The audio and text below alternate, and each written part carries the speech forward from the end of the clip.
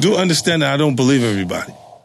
Right. Like the accusations are way too fast, and it's wow. Like it's like I'm like, no, we discussed that. You freeze. You're in shock. I mean, children aren't supposed to handle that sort of stuff.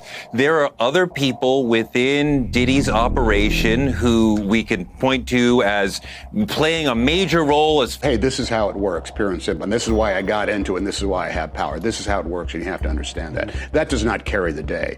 Tom Hanks and Ellen DeGeneres are trying to flee America after the FBI just announced their first arrest in the Diddy case. 50 Cent is exposing everyone that was involved in the abuse of minors as young as 7 years old. And you are not going to believe what the victims just revealed. Stay with us as we take a peek behind the inner working of one of the worst sexual abuse rings in Hollywood and explore how 50 Cent just exposed Tom Hanks for covering up for Diddy. The idea that there are sexual predators in power, not just in Hollywood, I think all across any place there's a boss with underlings in any corporation or any industry, you have a type of sexual politics that goes on that can slide in between appropriate ethics and decorum to, inappropriate behavior to the point of harassment and sexual predatory behavior. Well, I mean, I think people understand that, but the larger question is there a culture of complicity in Hollywood where women are afraid to speak up because they'll be blacklisted, men are afraid to speak up because either they're out of the same fear or they just think, well, this is the way the system works. I think there are people that say, hey, this is how it works, pure and simple. And this is why I got into it, and this is why I have power. This is how it works, and you have to understand that. That does not carry the day. Complicity is also complicity. The people who know, well, look, this is how we do business, and that's what it's got to be done. I'm sorry it's like that.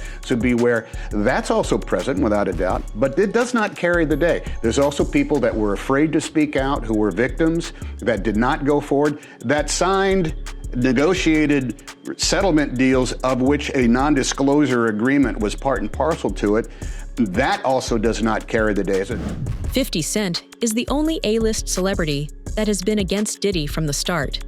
While everyone else was working with Diddy and only now have started to distance himself from the disgraced producer, 50 Cent was consistently speaking out ever since the 90s. Everyone in Hollywood knew what was happening, but all they ever did was cover up the crimes.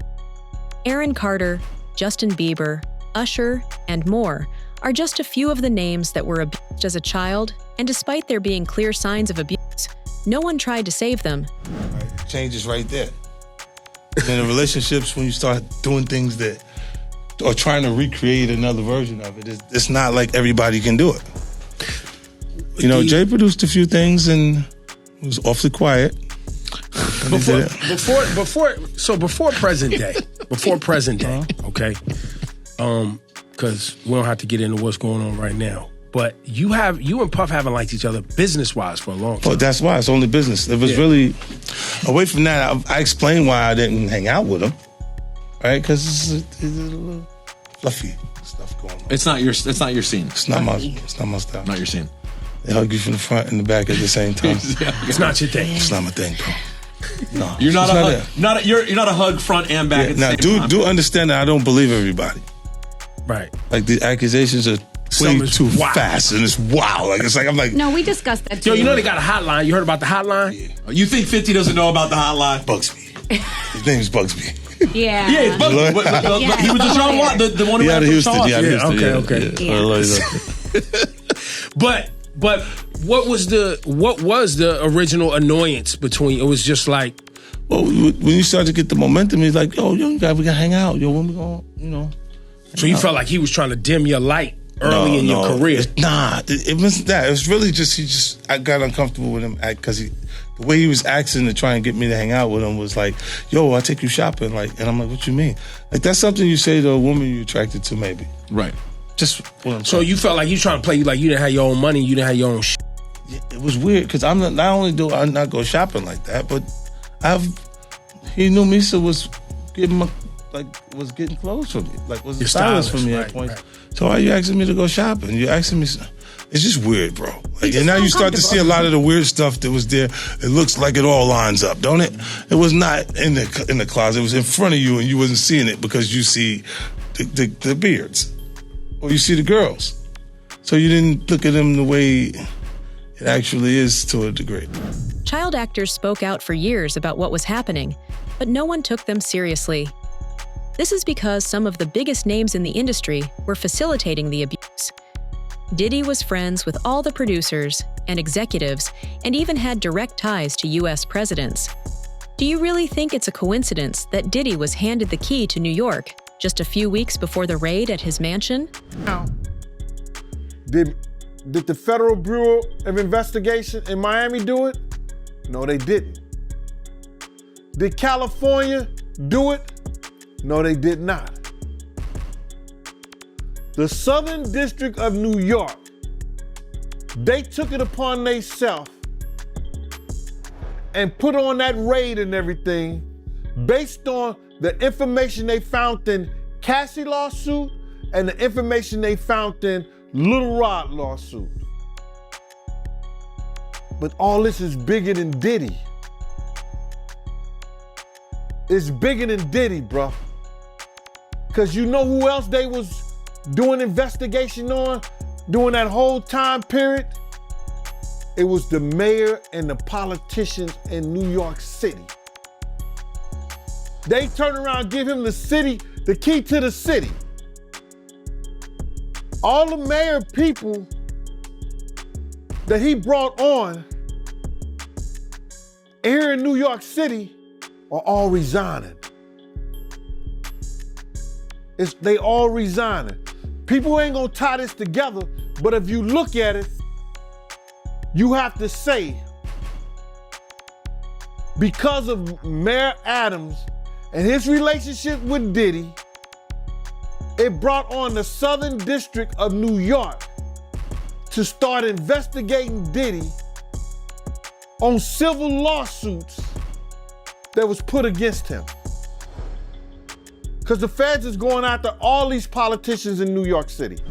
The only reason Diddy managed to escape arrest for so long was because he wasn't working alone. Diddy had a whole network of people that were complicit in the abuse that occurred. Allegedly, Diddy even tried inviting 50 Cent into his network, but 50 refused because he was creeped out by Diddy. According to 50 Cent, Diddy was romantically interested in him and even made multiple advances towards him, but 50 refused and stepped out.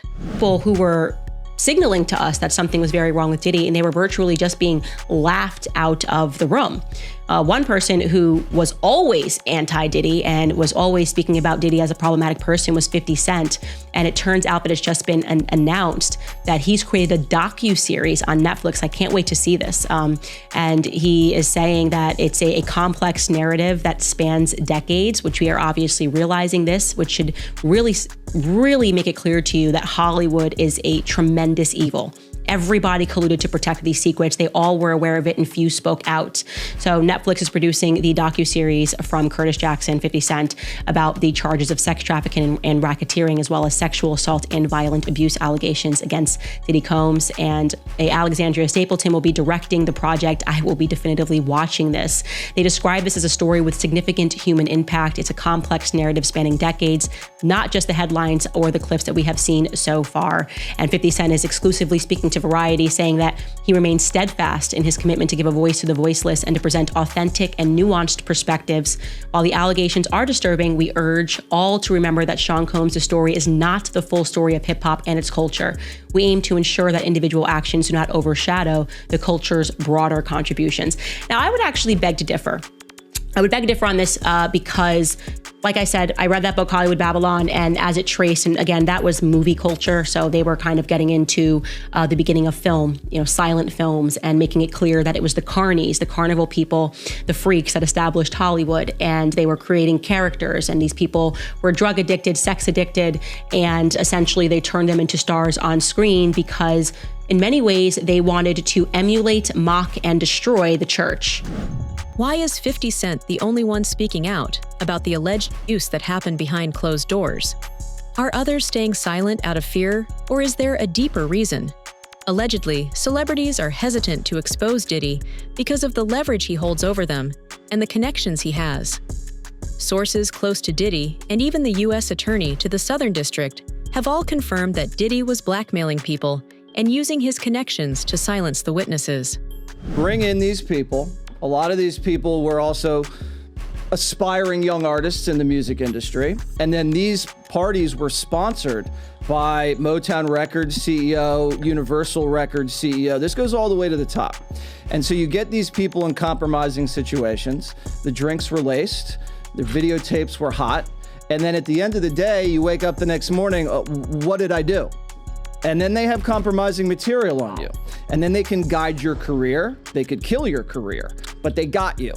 And it wasn't just people in the music business. As you said, there were athletes, there were celebrities, there were politicians, people from the royal family. And we were also told by the former bodyguard that Diddy was an FBI informant. Whoa. So he was a snitch and was feeding information to the feds. And we don't know what that means. We haven't been able to confirm it, but even Little Rod said it's not just like Epstein, it could be worse. Justin Bieber never directly named Diddy because he knew that no one was going to save him. Usher, the very person that was supposed to protect Justin, handed him over to Diddy, and allegedly Usher himself had been a victim of abuse. Hollywood has a history of trying to silence victims. Jeffrey Epstein, Harvey Weinstein, Danny Masterson, all these people had reports of abuse against them, but no one did anything. And someone who's spoken out about this and is painfully aware is former child star Corey Feldman. You freeze. You're in shock. I mean, children aren't supposed to handle that sort of stuff. I can tell you that the #1 problem in Hollywood was and is and always will be pedophilia. Nobody talks about pedophilia. It's the big secret. And it's widespread? Oh, yeah. I was surrounded by them.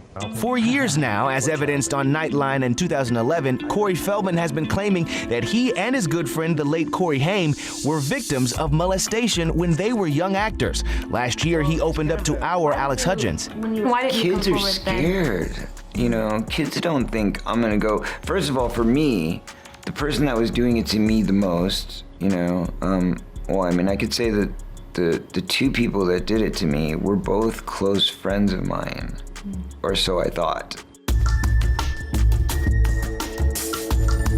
Feldman claims Haim endured more than him. In his book, Choreography, he alleges that Haim was raped on the set of the 1986 film Lucas. The following year, 1987, their film, The Lost Boys, came out. It was when we were both on the set of Lost Boys that, you know, things were happening to both of us, you know, not from anyone on the set, might I clear that up, but, you know, outside elements. How did people not know when these are two, or did they know and they just weren't doing anything about it? I mean, I know he told a lot of people. That's the thing that's so upsetting to me. It's not like it's just me that knows this story. Other people know. A lot of people know. They're still working, they're still out there, and they're some of the richest, most powerful people in this business. Back in 2013, on The View, Feldman was insistent that perpetrators are still out there, but says he won't name names due to statute of limitation laws in California. He also has another reason that echoes something we've heard regarding Harvey Weinstein. From what I've seen, every time somebody tries to bring up a public name and they have a lot of money and power and a publicity machine behind them, the person who does the accusing is the one that ends up looking bad. They would pull away the better looking younger kids and keep them for their own after party, and it would turn into a pool party. And then they'd have their rules. Oh, there's no swimsuits on in the pool. With Diddy now behind bars, the people he worked with have also started to get arrested. This is now an international operation. The ex-CEO of Abercrombie and Fitch, Mike Jeffries, was just arrested due to his connection with a sex trafficking ring that allegedly abused men. Victims would be pressured into saying yes, and would often also be drugged so they could get erections. Every story that comes out is more horrifying than the last. The former boss of the fashion giant Abercrombie and Fitch and his British partner have been arrested on charges of running a prostitution and international sex trafficking business following a 2-year-long BBC investigation. The FBI began looking into the claims that Mike Jeffries and his partner Matthew Smith sexually exploited and abused men at events they hosted in their New York residences and hotels around the world. Lawyers for both men and a third man who's been arrested have previously denied any wrongdoing. They'll appear in court on Friday. Rihanna Croxford broke the story that led to the FBI's initial investigation. Here's her report. Mike Jeffries, the mogul behind a global fashion brand. His vision made billions for Abercrombie and Fitch. He's now facing criminal charges. To anyone who thinks they can exploit and coerce others by using the so-called casting couch system, this case should serve as a warning. Prepare to trade that couch for a bed in federal prison. The BBC spent 2 years investigating allegations of sexual exploitation, unearthing evidence spanning nearly a decade. After we broadcast our report last year, the US authorities began their own investigation. This morning, the FBI arrested the former fashion boss and his British partner in Florida. Traded like a commodity. Evidence gathered by the BBC found there was a highly organised operation involving this middleman, James Jacobson, now also arrested. In the past few months, I've spoken with more men who attended these events, 20 in total. Some told me they were tricked and abused, others that they were injected with drugs. A lawyer for Mr. Jeffries told the BBC, "We will respond in detail to the allegations after the indictment is unsealed and when appropriate, but plan to do so in the courthouse, not the media." Tonight, Mike Jeffries was released on bail. If convicted, he and the others accused could face life in prison. Diddy's downfall started after Cassie's lawsuit. In November of 2023, Cassie first filed a civil lawsuit against Diddy, and just 3 days later, Diddy settled. Diddy knew that if one lawsuit was filed against more, would be on their way, and that's exactly what happened. No one had ever even filed a lawsuit against Diddy, but since Cassie had video evidence of the abuse, Diddy settled.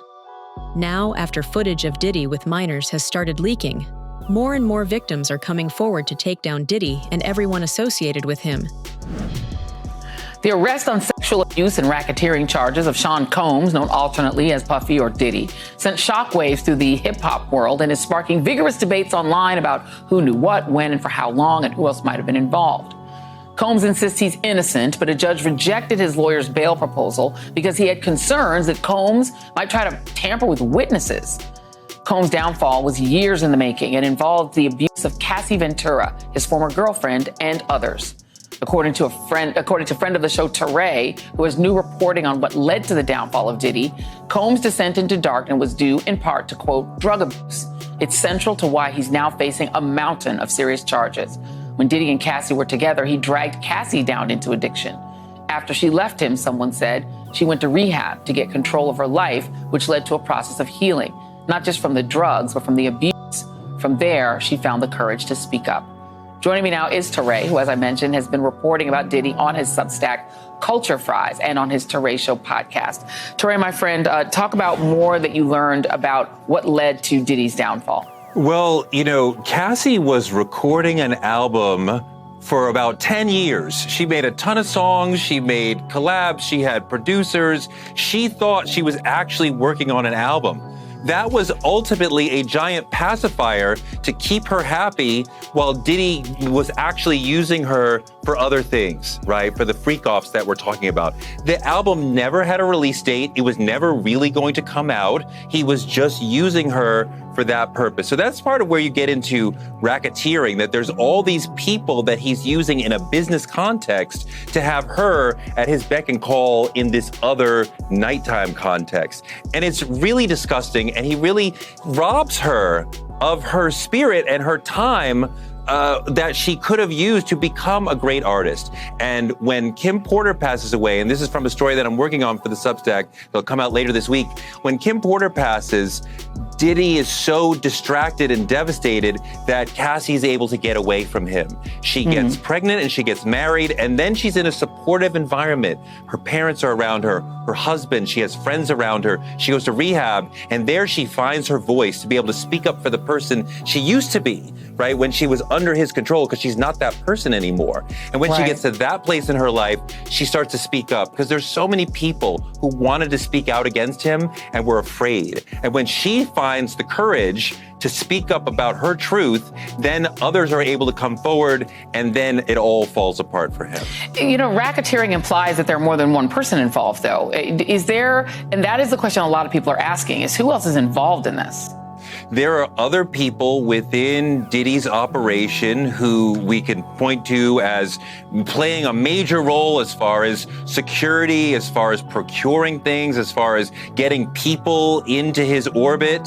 I would imagine that many of those people are currently talking to federal law enforcement, trying to save themselves from going to prison. Others are sitting there nervous. Not everyone is talking, but surely some of them are. So, I mean, there's a lot of people lining up to tell the story, but I think a lot of the evidence is going to come from what Sean himself videotaped. 8 of the freak-off videos that Diddy shot have allegedly already made their way into the FBI's hands. Handed to Homeland Security by Courtney Burgess, a source that was allegedly close to Diddy's ex-wife, Kim Porter, these videos incriminate Diddy and everyone that was close to Diddy and allegedly involved in the abuse of minors. Details of this abuse are shocking, and everyone that is found to be associated is going to go to jail. And those statements include descriptions of what the witness says he saw on those tapes. So I asked him about that, and he answered what he could, given the limitations imposed on him after testifying before the grand jury. Out of those 8 videos, 8 celebrities, 6 men and 2 women, how many of those 8 celebrities were close to being underage or potentially underage? 2 males. 2 males. And of those 8 celebrities, how many of them were intoxicated or under the influence of drugs?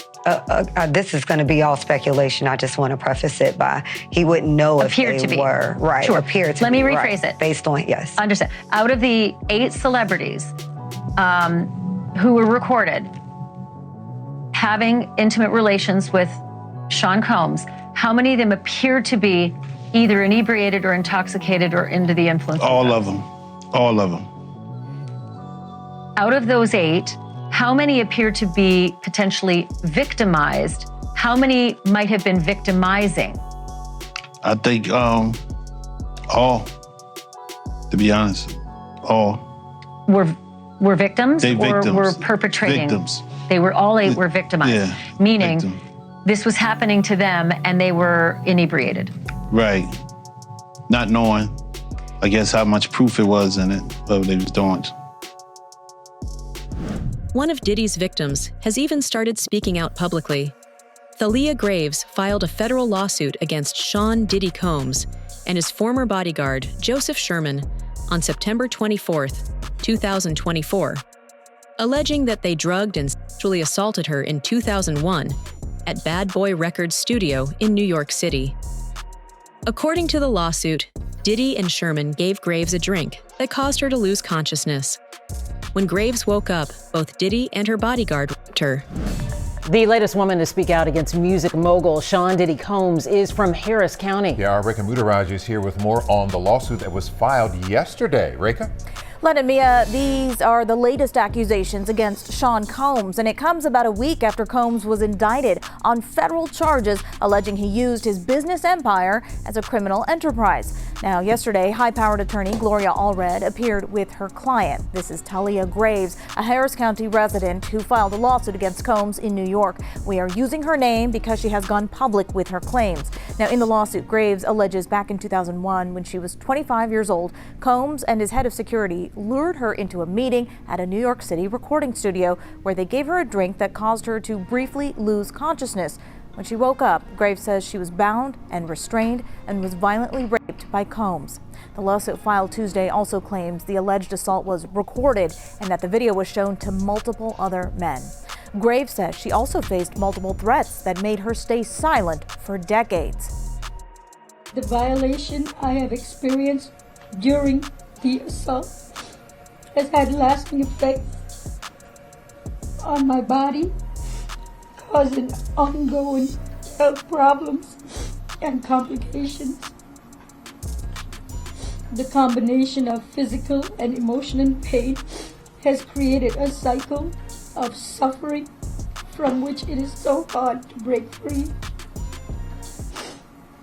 I want to continue on this journey towards recovery and healing.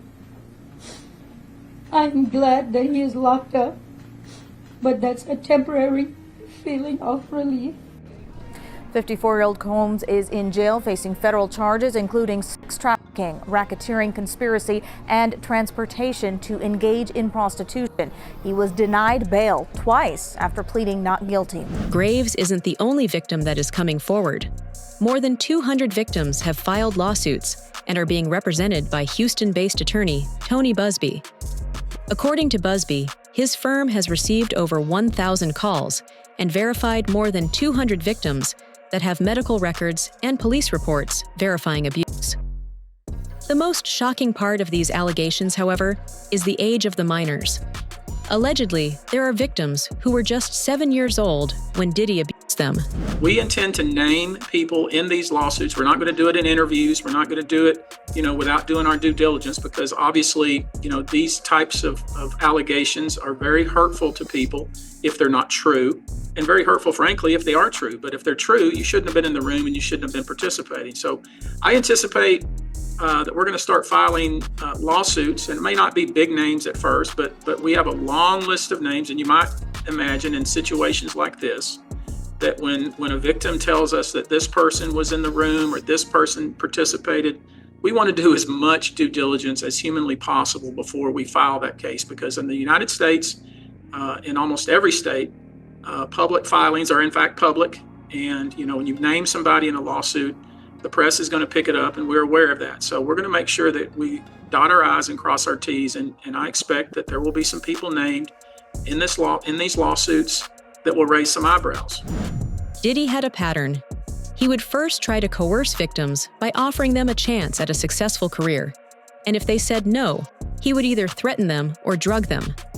Minors who didn't even understand what was happening to them were often given drinks spiked with GHB and would be assaulted when they were unconscious. One of these victims is allegedly an A-list celebrity now, and even has the tape Diddy recorded, which they bought off of the dark web. Is your client fearful if Diddy does get out?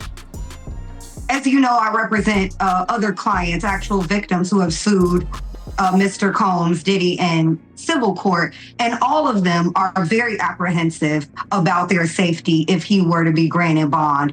I am confident in the court. I am sure that the court will remain with their previous decision of no bond. I feel like the judge only gave this let me think about it just to not make it as obvious. But I have all the confidence in the world and the federal court and the state of New York that they will remain keeping Diddy under no bond, and that all of the victims in this case will be able to proceed sooner rather than later.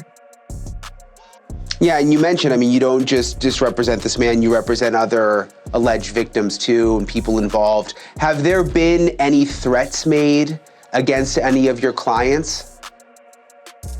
There have been threats from people on the internet, but not from, at least what we don't know, from Diddy to be directly. So my clients have, Mr. Burgess has received several death threats. My client, Mrs. Parham, has been receiving threats, but we don't know if they're just regular people from the internet or if they're actually people who were sent by Diddy. Do you have any idea where the threats are coming from? Have you done any investigation? Well, most of the investigation leads us to a lot of burner accounts on Instagram, and we're trying to now sift through possibly working with law enforcement to try to get subpoenas to determine the IP addresses of where those threats were emanating. So, okay, interesting. We know that the cease and desist letter has now come. Has there been any other pressure of any kind that you or your clients have felt to stop talking? In general, I feel that the gag order, when we talk about that, Mark Agnifilio wrote about me specifically, and also all of the other plaintiffs in the civil lawsuits to try to have all of us gagged. There's pressure every day that us continuing to talk about this is putting not only our lives in jeopardy, but could be potentially used against us in a gag order. Diddy's bail is being denied because of his history of pressuring victims. Allegedly, Diddy is using his kids to contact the witnesses that are being subpoenaed against him and blackmailing them. A leaked call between Diddy and his son, Christian Combs, went viral, where Diddy was telling his son to take care of things. Diddy's once powerful network isn't going to help him anymore because they know that the only way they're going to escape prison now is if they cooperate with the feds. They knew that was going to happen. You understand? There's no way based on the evidence that the prosecutor presented that the judge was going to allow him to be bonded out on the first get-go. Now, if he comes up with some more hearings, he might be released. But based on the evidence, they've been following him, bro. They've been tapping his phone, been having people watch him. You understand? He been coming back and forth from New York, and he don't usually be coming back to New York. And somebody was telling me that, yo, listen here, yo, he trying to get witnesses. Remember when they released that first thing of Cassie, and I said that Diddy was trying to contact people for character witnesses, people for who he had problems with before, whatever like that, and trying to talk to them in the whole 9 yards. That's when they dropped that thing with Cassie. The Homeland Security had some agency or whatever like that that deals with that, dropped that thing on Cassie to show everybody, oh, y'all want to help him? Y'all, this is what y'all want to help? This is who y'all want to, say that he ain't never did nothing. This is what you want to put your brand on? And everybody started backing up from him. Everybody was talking about, yo, man, Cassie was a gold digger. Cassie was this, that, and the third. She loved it in the whole 9 yards. And then when they seen that, all his friends or so-called friends, went away. So him not having a bond is not surprising. Yeah, and he offered him $50 million, and they still denied his bond. He should have waited to see what they was gonna offer. Because if he got $50 million to get him and offer that, then they think like, yo, that's too little of a money. Gene Deal Diddy's ex-bodyguard has also talked about how Diddy had someone call him and ask him to keep quiet. Diddy wants his case to not be in the spotlight. The more media attention Diddy's case gets, the harder it will be for him to get away. She ain't the only one he was trying to get in contact with. You understand? He sent somebody through somebody else to try to get in contact with me, telling me enough is enough. Oh, okay. You tell Big Mama that enough is enough. You can't tell Wolf Mama enough is enough. You tell D Ferg Mama enough is enough. You understand? You tell all those people who supported you and they survivors, enough is enough. You didn't tell me about that. So he tried to get somebody to reach out to you? No, I got a phone call from Kirk Burroughs. And Kirk Burroughs, and I ain't gonna even give this guy no play. Not Kirk Burroughs, but one of the Puff dudes that I know that's real close to him said, Kirk told me, yo, he wanna reach out to you, Gene. He wanna speak to you. I said, speak to me for what? What do you want to speak to me for? If he's trying to speak to me, it's for Puff. Point blank. I know the dude. I know how close he is to Puff. He's been with Puff from day one. So he ain't got nothing to say to me, bro. But Kirk Burroughs did say to me that the dude said enough is enough. When do it becomes enough? Yo, because, bro, listen. I didn't ask to be put in this situation. You understand? And a lot of people ain't gonna understand this. Because a lot of people wouldn't give up what I've given up to be in this situation. You understand? My whole thing about it is, when you lean on right, you ain't gonna never turn to wrong. Busby is representing over 120 alleged victims who have come forward with claims against Combs and others, detailing instances of rape and abuse that reportedly occurred at private residences, hotels, and notorious parties known as freak-off gatherings. Allegedly, the hotel management knew what was happening and had been paid off. In a recent press conference detailing the allegations against Diddy and his co-conspirators, Busby mentioned how he would also be naming the people responsible for covering up the abuse. Another instance, another minor, told allegedly by Sean Combs that he would make him a star, but he needed to visit with him in private about it, away from his parents. Once they were in a private area, allegedly Mr. Combs made the victim perform oral sex upon him. Another incident, an individual 15 years old at the time, flown to New York City to attend a party, was drugged, and then taken into a private room, allegedly in the presence of Mr. Combs, where this female individual, minor, was raped, and then other individuals took turns raping her. Another individual, 26 at the time of the occurrence, was picked up allegedly by Mr. Combs and several other people in a black SUV from the airport, was given one drink in the SUV, and then literally woke up the next day not knowing what had happened, but with pain and damage to both her vagina and her anus, where she then went to the hospital. She was missing her underwear and her shoes. Another instance, an individual, this time not a minor, attended a group dinner, allegedly with Sean Combs in Miami.